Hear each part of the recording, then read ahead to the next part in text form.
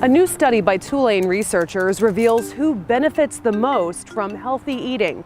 And geographer Richard Campanella helps you experience New Orleans like a local. Those are two stories making headlines in Tulane News in Review.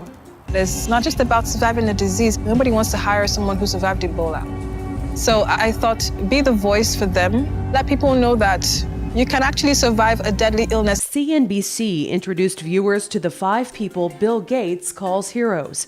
Among them, School of Public Health and Tropical Medicine student and Nigerian doctor Adora Okoli, who survived Ebola and is now studying infectious diseases and epidemiology. Professor of epidemiology Lou Key authored a study that found people who carry genes that make them more likely to become obese benefit most from a healthy diet. Health Magazine, along with Huffington Post UK, Yahoo News UK, and The Telegraph all picked up the report. Tulane's Title IX officer Meredith Smith talked to The Atlantic about how colleges foretold the Me Too movement.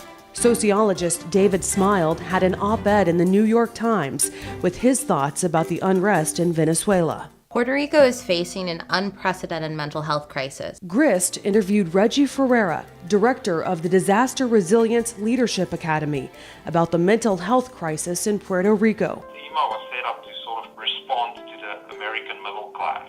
It's not catering towards our lower socioeconomic groups. U.S. News and World Report picked up 2 exciting announcements from Tulane.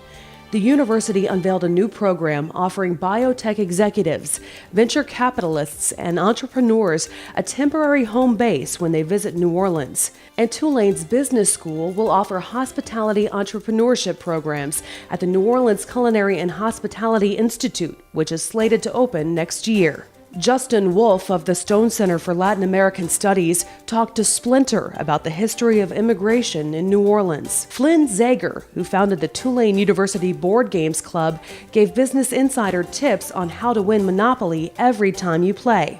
The Hetchinger Report and the $74 million both cited studies by the Education Research Alliance. Dermatologist Lisa D'Onofrio talked skin toners with Real Simple. Finally, Garden and Gun magazine featured Tulane geographer Richard Campanella and their story about how to experience New Orleans like a local. That's all for Tulane News in Review. Thanks for watching.